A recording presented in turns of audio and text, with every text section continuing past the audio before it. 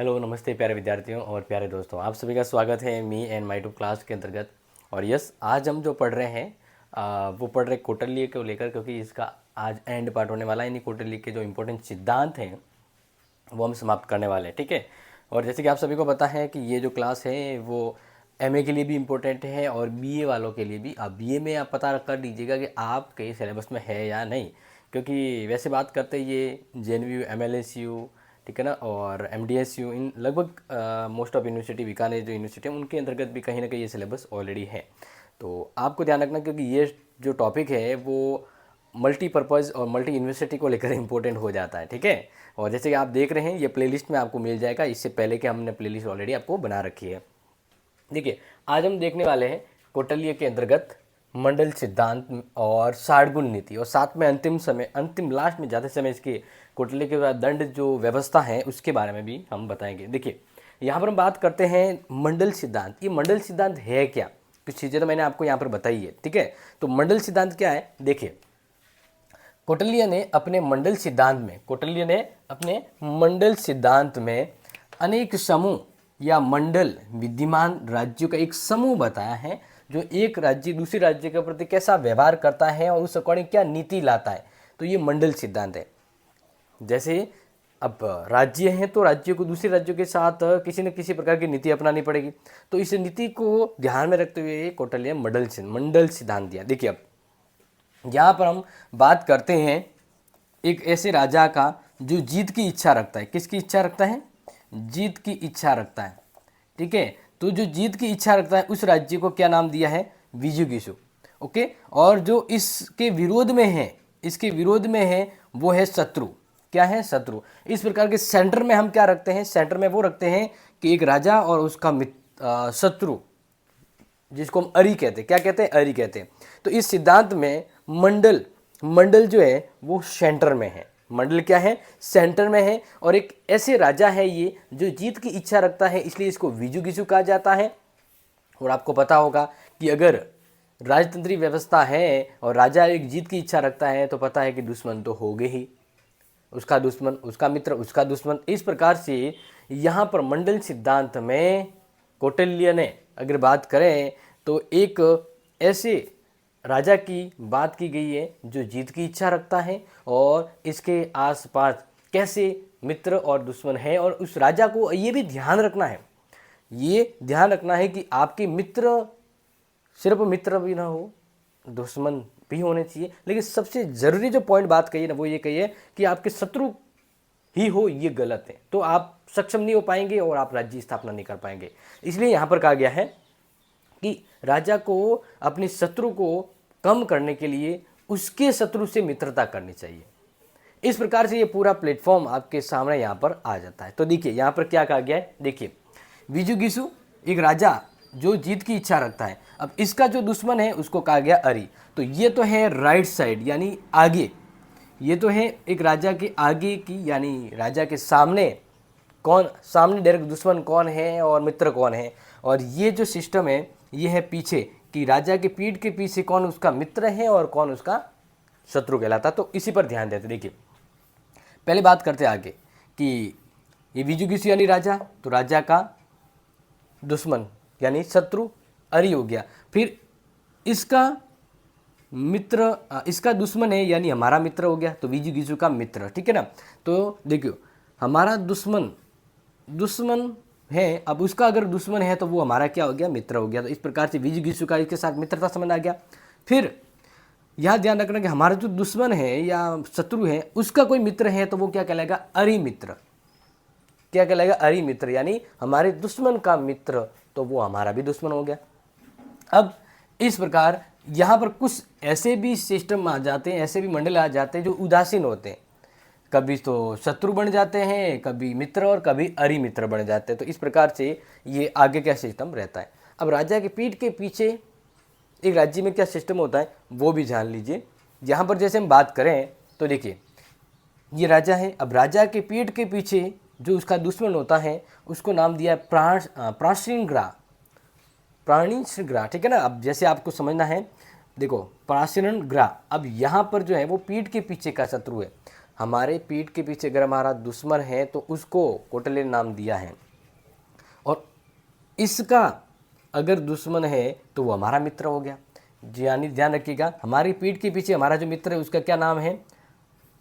आक्रांदा, यानी पीठ के पीछे का मित्र। हमारे पीठ के पीछे भले ही हमें पता नहीं हो, लेकिन हमारी मित्रता हमारे संबंध रखता है, तो इस प्रकार से पीठ के पीछे का मित्र हो गया। फिर अब इसका दुश्मन, तो इसका मतलब ये दोनों एक हो गए। अब ये दोनों मिल जाते हैं तो यहाँ पर देखिए प्राश्री ग्राहसार, यानी पीठ के पीछे का शत्रु, यानी हमारे पीठ के पीछे जो है, अब ऐसा ही है, यानी इसका मित्र मान लीजिए, हमारे पीठ के पीछे अगर कोई दुश्मन है और उसका कोई मित्र है तो इसका मतलब वो हमारा भी दुश्मन हो गया। तो यह हो गया प्राणिश्र ग्राह, पीठ के पीछे का शत्रु।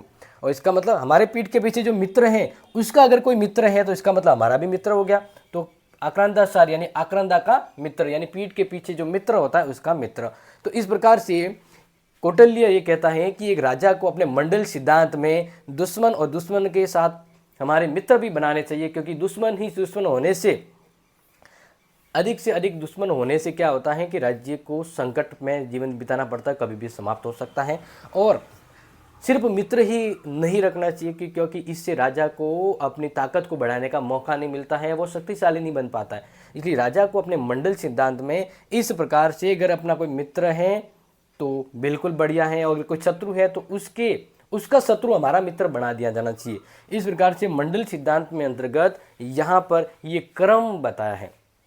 जहाँ सेंट्रल में कौन है? विजिगीषु राजा, और अरि को लिया गया है। समझ में आ गया। अब यहाँ पर कुछ चीज़ें ये भी है कि कुछ न्यूट्रल भी होते, कभी दुश्मन भी बन जाते, कभी मित्र भी बन जाते हैं, तो ये चीज़ आप ध्यान रखिएगा। क्योंकि यहाँ पर देखो सिंपल क्या कहा गया है कि इधर के 4 और इधर के 4, ठीक है ना। तो ये आप समझ लीजिएगा, एक राजा के इधर के 4 राज्यों के बारे में बता दिया गया है कि राजा के सामने कौन दुश्मन है, उसका मित्र कौन है, राजा को पता होना चाहिए, और इसके पीछे कौन दुश्मन है और मित्र है वो राजा को पता होना चाहिए। तो यही इसके अंदर कहा गया, क्योंकि इसके जरिए कौटिल्य ये कहना चाहता है कि राजा को इसी प्रकार से अपने आसपास की नीति, अपने व्यवस्था के बारे में पता होना चाहिए कि ताकि राजा क्या काम और कैसे कर सकता है। तो मंडल सिद्धांत के अंतर्गत सीधी सीधी बात करें तो यहाँ पर यही कहा गया है कि अनेक मंडल हैं, यानी राज्य हैं, जिसमें विद्यमान राज्यों का एक दूसरे के प्रति कैसा व्यवहार है, क्या नीति लाई जाती है, उसका वर्णन ही मंडल सिद्धांत में किया गया है। समझ में आ गया? शॉर्ट एंड ईजी में सीधा समझा दिया। अब आगे बात करते हैं हम 60 गुण नीति। बिल्कुल जैसे कि हमने लिखा है 60 गुण नीति। अब इस 60 गुण नीति क्या है तो ये मैं आपको बता दूं। देखो 60 गुण का मतलब 6 नीति, यानी 6 नीतियां इसमें अपनाई गई है, और ये भी कहीं ना कहीं मंडल सिद्धांत के साथ ही उसके व्यवहारों से जुड़ा हुआ होता है। प्रश्न अलग भी आ सकता है कि कौटिल्य की 60 गुण नीति क्या है, तो वो समझ लीजिएगा, इंपॉर्टेंट होगा। ठीक है, तो ये आपने समझ लिया। अब आगे बढ़ते हैं, और अगर आपको इनके नोट्स चाहिए तो हमारी क्लासेस सेट ऐप पर आप जाइए, आपको वहाँ से नोट्स मिल जाएंगे। क्या मिल जाएंगे? नोट्स मिल जाएंगे। बिल्कुल आप चाहेंगे कि सर हमें इसके बारे में नोट्स मिल जाते तो बढ़िया हो जाता, तो नोट्स भी आपको मिल जाएंगे, नो डाउट। ठीक है, चलो अब हम आगे बात करते हैं अपने लिए जो इम्पोर्टेंट है उसके बारे में, यानी अब हम बात करते हैं 60 गुण नीति को लेकर। ठीक है, ये पढ़ते हैं अभी। जैसे कि नाम से ही पता है कि यहाँ पर इस नीति में अपने पड़ोसी राज्यों के संबंध में जो नीति अपनाई जा रही है उसके बारे में उल्लेख किया गया है। यानी पड़ोसी की सिंपली इसको समझने का प्रयास करेंगे।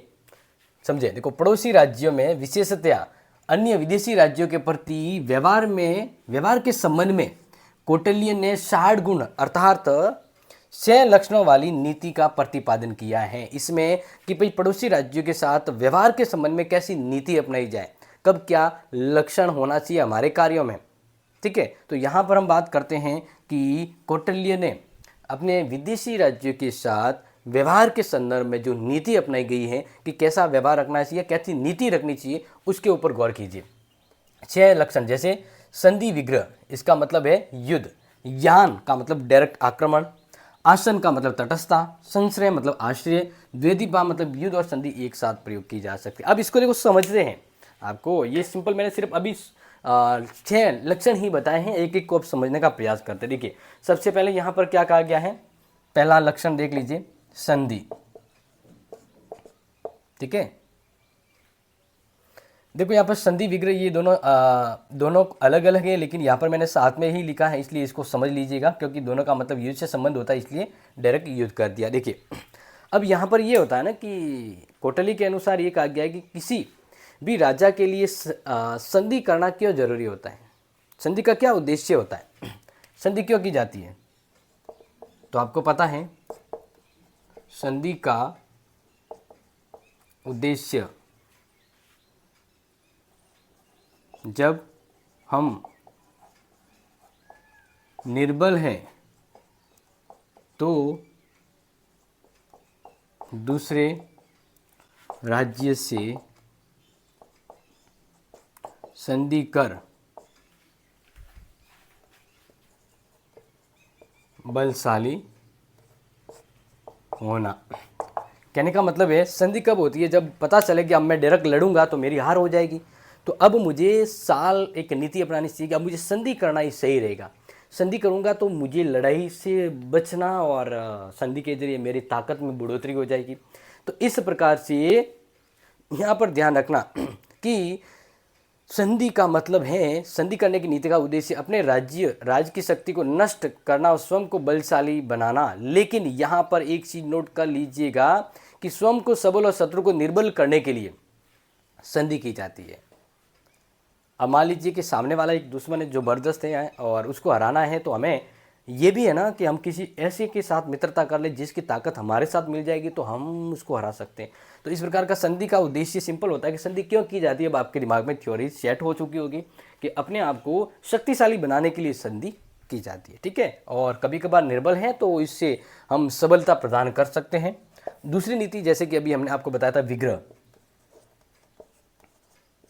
विग्रह का मतलब है हम पता है कि हम शक्तिशाली है, तो हम ऐसे राज्य के साथ न रहे जो कमजोर हैं, तो उससे संबंध तोड़ देना, इसको कहते हैं विग्रह।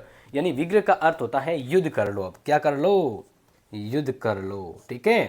तो अब युद्ध कर लो, इसका देखो मीन्स यहाँ पर सिंपल और सीधा सीधा समझ लेना, मैं समझा देता हूँ कि इस विग्रह नीति का अनुसरण कौटिल्य के अकॉर्डिंग तभी अपनाना चाहिए जब राजा शत्रु को निर्बल देखे और खुद को ये समझे कि हाँ मैं अब ठीक कंडीशन में हूँ और अब मैं उस पर आक्रमण कर सकता हूँ। तो इस तरह से वह अपनी शक्ति के बारे में पूर्णतः आश्वस्त हो जाए कि मेरा जो शत्रु है वो अब कमज़ोर हो चुका है और मैं शक्तिशाली हूँ। तो अब मुझे क्या करना चाहिए, मुझे विग्रह नीति का अनुसरण करना चाहिए। किसका, विग्रह नीति का। क्यों, क्योंकि इसके द्वारा राजा है वो राज्य मंडल में अपनी शक्ति को बढ़ा सकता है और शक्तिशाली हो सकता है। तो इसके लिए यही है कि शत्रु के ऊपर आक्रमण करके इसकी युद्ध भूमि को हथिया लेना। देखो अब आपको पता है कि आपका दुश्मन कमज़ोर हो चुका है, तो उससे अब किसी भी प्रकार का यहाँ पर न तो संबंध रखना है, न किसी प्रकार की नीति आनी चाहिए बीच में। अब उससे अलग ही रख दो। और विग्रह का मतलब नाता तोड़ देना। अब नाता तोड़ देने के बाद तुरंत ही उसके ऊपर आक्रमण कर देना, उसके राज्य को कब्जे में कर लेना। इस प्रकार से एक राजा शक्तिशाली होकर उस राज्य पर कब्जा कर सकता है। तो ये क्या हो गया, विग्रह। समझ में आ गया, विग्रह समझ में आ गया। विग्रह का मतलब युद्ध है और युद्ध करके उसकी संपत्ति, उसकी राज्य को अधिकार कर लेना। तुरंत युद्ध एवं राज्य को अपने राज्य में मिलाना, ठीक है ना, समझ में आ गया। अब बात करते हैं तीसरी जो है यान। यान का मतलब है कि संबंध विच्छेद करने की जरूरत नहीं है। यहाँ पर सीधा ही हम देख लें कि भाई ये वो कमज़ोर हैं, तो वास्तविक में आक्रमण करना, संबंध तोड़ के नहीं। देखो इन दोनों में फ़र्क है कि यहाँ पर उससे अलग होना, फिर उसको देखना कि ये कमज़ोर, तुरंत आक्रमण करके उसकी शक्ति को छीन लेना। यान का मतलब तुरंत आक्रमण होता है। तुरंत आक्रमण का मतलब यहाँ पर ये समझ लीजिएगा कि इस नीति को तभी अपनाना चाहिए जब राजा को ये लगे कि भाई मैं शक्तिशाली हूँ। आप शक्तिशाली है तभी तो दूसरों पर आक्रमण करोगे ना। पहले कर दिया तो आपको क्या पता उसकी कैसे शक्ति है और आप उसके साथ लड़ गए तो आपको भी नुकसान हो सकता है। इसलिए राजा को पहले ये देखना है, ये समझना है कि वो शक्तिशाली है, शक्ति उसके पास है। अगर वो व्यवस्थित हो जाए कि हाँ मेरे पास शक्ति है, तो उस कंडीशन में ध्यान रखना कि बिना शत्रु को वश में करे, अगर वो नहीं मानता है या शत्रु वश में नहीं आता है, तो यान के अंतर्गत कहा गया है कि सीधा उस पर आक्रमण कर देना। यान का मतलब है आक्रमण कर देना। बस इस पॉइंट से समझ में आ जाएगा, ठीक है। इसमें तो क्या है कि एक नीति के जरिए उससे अलग होना और फिर उस पर आक्रमण करना, जैसे मौका देखा अब ये कमजोर हो गया तो आक्रमण कर दो। अब यहाँ पर आप पहले शक्तिशाली हैं तो बस मुझे इसको हराना है, क्योंकि ये छोटा राज्य में इसको हरा देता हूँ तो तुरंत आक्रमण करके उसको ऊपर अधिकार कर लेना, ये हो गया यान। अब बात करते हैं चौथा, आसन। आसन मतलब तटस्थता। तटस्थता को मतलब ऐसे समझ लीजिए कि जब विजु गिसु यानी जीत की इच्छा रखने वाला राजा,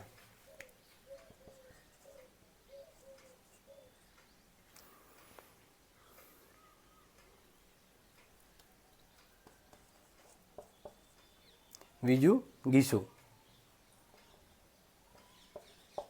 ठीक है। अब इसको समझिए, क्योंकि विजु गिसु का मतलब ही मैंने आपको क्या समझाया था, वह राजा जो जीत की इच्छा रखता है उसे विजु गिसु कहा जाता है।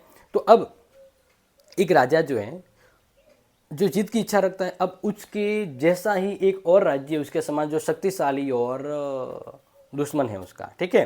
तो अब इस कंडीशन में राजा को द्वारा आसन या तटस्थता की नीति अपनाई जानी चाहिए, क्योंकि आसन की नीति का मतलब है ना कि भाई बैठ जाओ, न तो इसके पक्ष में जाना है न इसके पक्ष में जाना है, तटस्थ रहना है।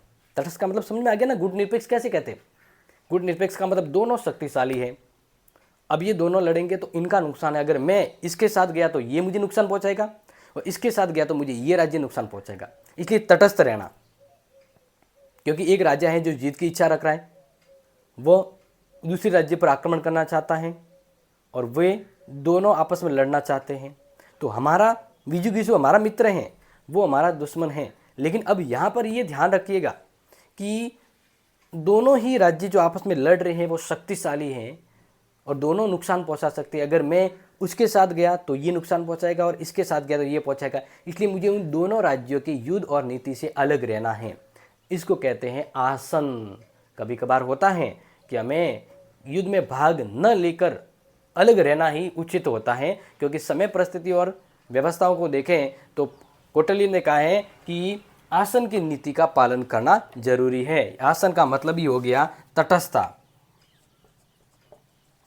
तटस्थ रहना, क्योंकि सामने नष्ट होने वाली व्यवस्था हो, नष्ट होने वाली परिस्थिति हो या नुकसान देने वाली, सामने नुकसान वाली परिस्थिति हो। क्लियर। चलो अब बात करते हैं पांचवी नीति जो यहाँ पर अनुसरण किया गया है, वो है संश्रय, जिसका मैंने बताया था आश्रय। क्या बताया था? आश्रय। आश्रय का मतलब ये हो गया ना कि कभी कभार ये हो जाता है कि एक राज्य बहुत कमज़ोर है, अब वो मुकाबला नहीं कर सकता है, तो उसको दूसरे के सहारे आ जाना चाहिए या दूसरों के अधीन आ जाना चाहिए। यानी कहने का मतलब है कि अगर एक राज्य जिसकी स्थिति खराब है और वो उसको लग रहा है कि वो दुश्मन के हाथों कभी भी राज्य समाप्त हो सकता है, तो उसको बलशाली राज्य का सपोर्ट लेना चाहिए। बलशाली राज्य के आश्रय को प्राप्त करना। समझ में आ गया ना? बलशाली जो राजा है ना उसके आश्रय में रहना, ताकि हमारे ऊपर वो सत आ जाए शक्तिशाली राज्य की, ताकि कोई दूसरा राज्य हमारे को नुकसान ना पहुंचाए। होता है ना कभी कभार हम बहुत ज़्यादा कमज़ोर हैं और ऐसे ही अगर अलग रह गए तो कोई भी राज्य आकर हमारे ऊपर आक्रमण करके हमें जीत लेगा। तो इसलिए हमें किसी बलशाली राजा के साथ संबंध बना देना चाहिए या उसके आश्रय में चला जाना चाहिए, ताकि उसके आश्रय में रहकर हम अपनी शक्ति को भी धीरे धीरे प्राप्त कर लें और आने वाले समय में हम शक्तिशाली बन सकते हैं। तो इसलिए ये ध्यान रखना, बलशाली राजा के आश्रय में लेने का मतलब है कि अपने आप को सुरक्षित रखना और शक्तिशाली होने के लिए धीरे धीरे ताकत को इकट्ठा करना। ये ध्यान रखना कि अगर हमने जिससे मित्रता की है, जिसके आश्रय में रहे हैं, अब हमारा दुश्मन इससे भी शक्तिशाली है तो इसके साथ नहीं रहना है। वास्तव में वही शक्तिशाली है जो हमारी रक्षा कर सकता है, तो उसके साथ ही रहना। 6 नंबर पर जो है षाडगुण नीति का जो अंतिम है वो है द्वेधी भाव।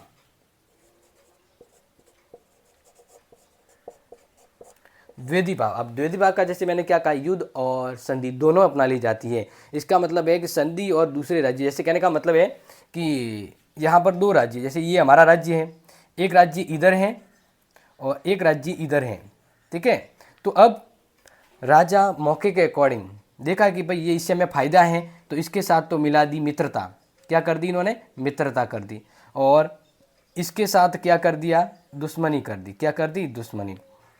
एक राजा अपनी नीति के तहत एक ही समय पर एक से मित्रता कर सकता है और दूसरों से युद्ध कर सकता है। तो ध्यान रखिएगा, ये इंपॉर्टेंट है कि एक राज्य के प्रति संधि और दूसरे राज्य के प्रति विग्रह की नीति अपनाना, क्योंकि जब अपने उद्देश्य की पूर्ति के लिए एक राज्य में सहायता लेने और दूसरे राज्य से लड़ने की आवश्यकता होती है तो उसे द्वैधी भाव कहा जाता है।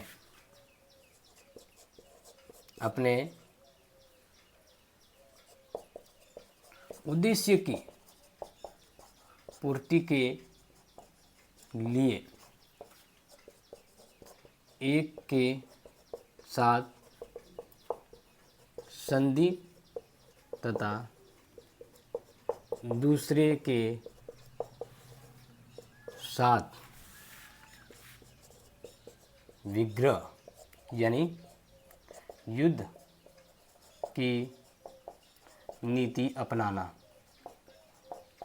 है तो ना मौका, कि भाई मौका परस्त, जैसी हवा, जैसा मौका, जैसे अवसर देखा उस अकॉर्डिंग, यानी जब देखा कि भाई अब हमें मौका मिला, अब हमें ये सांस मिला है, तो उससे दुश्मनी रखो, उसके साथ संबंध तोड़ दो, जिससे फ़ायदा उसके साथ दुश्मनी कर, मतलब मित्रता कर लो।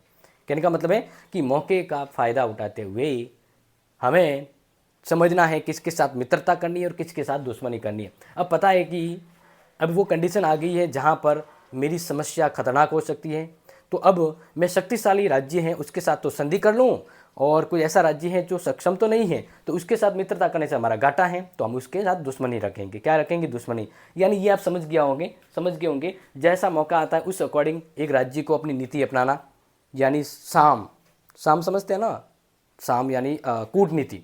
कूटनीति के तहत यहाँ पर ध्यान रखना कि किसके साथ हमें युद्ध करना है एक ही समय में और किससे मित्रता रखनी है, तो वही चीज़ यहाँ पर मैंने आपको बता दी है। तो ये तो द्वैधी भाव है, इसका मतलब ये है ना कि भाई दोनों चीज़ अपना ली गई, इसमें युद्ध भी कर सकता है और एक के साथ संधि भी कर सकता है। तो एक ही समय में कौटिल्य कह रहा है कि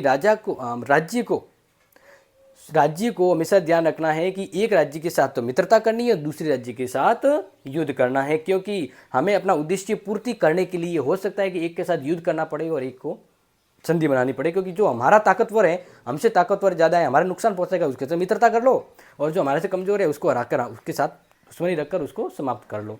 तो इस प्रकार से ये मैंने मंडल और 60 गुण दोनों बता दिया। अब लास्ट में जैसे कि मैंने आपको कहा था कि दंड व्यवस्था है ना, वो भी मैं लास्ट में आपको बता देता हूँ, क्योंकि इसी के साथ कौटिल्य का अपना जो टॉपिक है वो एंड तो पूरा हो जाएगा। क्या हो जाएगा? पूरा हो जाएगा। ठीक है, तो वो एक एक्स्ट्रा बोनस के तौर पे समझ लीजिए।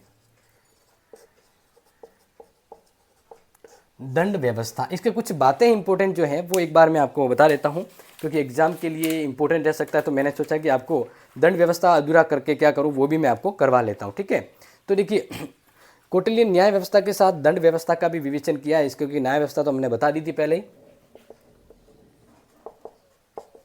न्याय के साथ दंड व्यवस्था का भी कौटिल्य ने विवेचन किया है। क्या किया है? विवेचन किया। ठीक है, अब यहाँ पर हम बात करते हैं तो सबसे ज़रूरी है कि दंड के संबंध में कौटिल्य ने बल दिया है कि दंड क्यों दिया जाना चाहिए, दंड की व्यवस्था क्यों रखनी चाहिए एक राजा को। जनता को सही मार्ग पर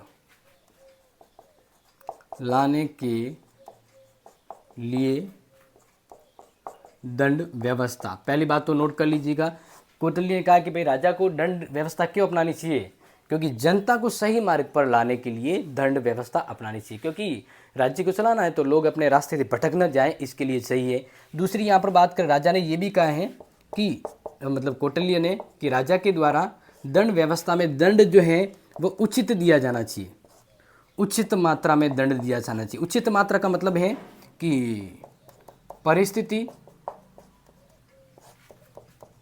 समय व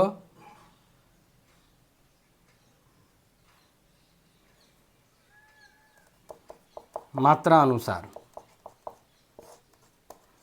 समझिए, कौटिल्य ने कहा है कि भाई उचित दंड, उचित मात्रा में दंड दिया ना। उचित का मतलब है कि परिस्थिति क्या है, जब उसने अपराध किया वो परिस्थिति कौन सी थी, वो समय कौन सा था, और कितनी मात्रा में कितना अपराध किया है।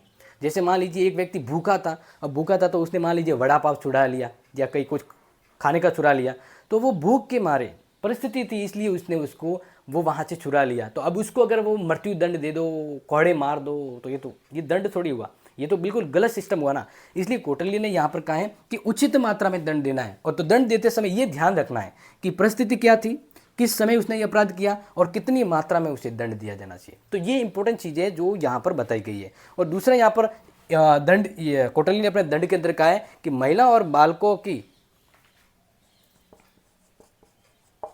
महिला एवं बालकों की स्थिति निर्बल मानते हुए, कौटिल्य ने महिलाओं और बालकों को निर्बल मानते हुए कहा गया है कि उन्हें बाकी को दंड दिए जा रहे उससे कम दिया जाना चाहिए, इन्हें अपेक्षाकृत कम दंड दिया जाना चाहिए। समझ लीजिएगा, जो इंपॉर्टेंट थिंग्स है वही यहाँ पर आपको समझा रहा हूँ। ये चीज़ आपको समझ में आ गई। अब ये इंपॉर्टेंट है, जो मैं बात पॉइंट नोट की है ना, वो सीधा आपके एग्जाम में आप लिखोगे, सीधा सारांश आपके सामने आ जाएगा। अब यहाँ पर ध्यान दीजिए, नेक्स्ट हम बात करते हैं जो डबल लाइन करके, कि अपराधियों के लिए 3 प्रकार की दंड की व्यवस्था की है कौटिल्य ने। 3 प्रकार के दंड व्यवस्था की, यानी कहा गया कि जो अपराधी है उन्हें 3 प्रकार की दंड की व्यवस्था, यानी 3 प्रकार के दंड है वो दिए जा सकते हैं। 3 प्रकार के कौन कौन से दिए जा सकते हैं? तो पहला तो है शारीरिक दंड। कैसा दंड दिया जा सकता है अपराधियों को? शारीरिक दंड। दूसरे दंड की बात करें तो वो है आर्थिक दंड, यानी जुर्माना वगैरह है, ठीक है, आर्थिक दंड दिया जा सकता है। और तीसरा टाइप का जो अपराधी को दंड दिया जा सकता है वो सीधा कारागार में डालना, यानी जेल, कारागार। तो इस प्रकार से कौटिल्य ने 3 प्रकार के दंड की व्यवस्था की गई है। अब देखो इसके बारे में आपको मैं बता दूं कि शारीरिक दंड में क्या होगा, जैसे बांध कर पीटना, कोड़े मारना, अंग भंग, समझ में आ गया? तो ये शारीरिक दंड यानी यातना देना, कोड़े मारना, बांध कर पीटना या अंग भंग करना, हाथ पांव तोड़ के किसी कहीं ने लटका देना, तो इस प्रकार से ये हो गया। अब यहाँ पर एक चीज़ ध्यान रखना कि उच्च और ब्राह्मण और उच्च वर्गों के अपराधियों को अगर वो करते हैं तो उन्हें आपराधिक सूचक अंकित कर दिया जाना चाहिए, और भीषण अपराध के लिए उन्हें प्राण दंड भी दिया जा सकता है। अब यहाँ पे शारीरिक दंड भी ये है ना कि अगर बड़ा अपराध किया है ना तो अंग भंग से नहीं, उसे प्राण दंड भी दिया जा सकता है। क्या दिया जा सकता है? प्राण दंड, ठीक है। तो ये भी नोट कर लीजिएगा, अगर भयंकर अपराध है तो छोटे मोटे नहीं, सीधा स्विच ऑफ हो जाएगा, इतना दंड दिया जाना चाहिए। अब आर्थिक दंड के अंतर्गत है मतलब जुर्माना लगाना। जुर्माना जैसे मान लीजिए कि इसमें आर्थिक स्तर पर 3 कैटेगरी बताई गई है, प्रथम, मध्यम और फिर बात करते हैं उच्च। यहाँ पर यह भी कहा गया है कि प्रथम साहस जो दंड है वो 48 से 96 पर्ण दिए जाने चाहिए, यानी आर्थिक दंड के रूप में प्रथम में है 48 से 96 पर्ण का मतलब एक मुद्रा है, ये उसे दंड दिया जाना चाहिए। दूसरे प्रकार का अगर वो अपराध करता है तो उसे 200 से 500 पर्ण का जुर्माना लगेगा, 200 से 500 पर्ण का जुर्माना लगेगा। और अगर तीसरी कैटेगरी का उसने अगर अपराध किया है तो उस अकॉर्डिंग उत्तम देखा जाए तो वहाँ पर उसे 500 से 1000 पर्ण जुर्माना देना पड़ेगा। समझ में आ गया है? पर्ण यानी मुद्रा है उस समय की, उन्होंने इसलिए इसको कहा है। अब देखो कारागार की यहाँ पर बात करते हैं, तो इसके अतिरिक्त छोटे छोटे अपराधों के लिए अर्थदंड तो यहाँ पर दे दिया गया, लेकिन अगर उसने कारागार की समुचित व्यवस्था पर भी बल दिया और कहा गया है कि कठोर अपराध किए जाने पर उसे कारागार में भी डाला जा सकता है, तो इसलिए उसको सुधारने के लिए सुधार व अपराध की प्रवृत्ति में ध्यान रखते हुए उसे कारागार भी दिया जाना चाहिए, यानी जेल में बंद रखना चाहिए। तो इस प्रकार से यहाँ पर कौटिल्य ने दंड व्यवस्था के बारे में बताया है। तो प्यारे विद्यार्थियों, आज की इस क्लास में कौटिल्य की जो इम्पोर्टेंट जो अपने सिद्धांत थे भारतीय राजनीतिक चिंतक में, उसके अंतर्गत हमने आज समाप्त कर दिए हैं पूरा। और आज हमने मंडल सिद्धांत, 60 गुण और दंड व्यवस्था के बारे में भी समझा दिया। अब देखिए, अगर आप इस क्लास को, इस सीरीज को भारतीय दार्शनिक जो है, भारतीय विद्वान जो है, राजनीतिक चिंतक, भारतीय राजनीतिक चिंतक, इनको अगर आप कंटिन्यू देखना चाहते हैं तो अब आपको पता है क्या करना होगा। इस क्लास को ज़्यादा से ज़्यादा लाइक और शेयर करें, क्योंकि मुझे मोटिवेशन मिलेगा कि क्लास ज़्यादा आगे जा रही है, इसको फ़ायदा मिल रहा है, तभी तो दूसरा पार्ट आएगा ना। तभी तो इसके आगे हम राजा राम मोहन राय, रमाबाई हैं, उनके बारे में, तिलक है, महात्मा गांधी जी हैं, इनके बारे में हम टॉपिक आपके लिए लेके आएंगे। तो डिपेंड ऑन यू कि आप क्या चाहते हैं। तो थैंक यू सो मच। जय हिंद, जय भारत।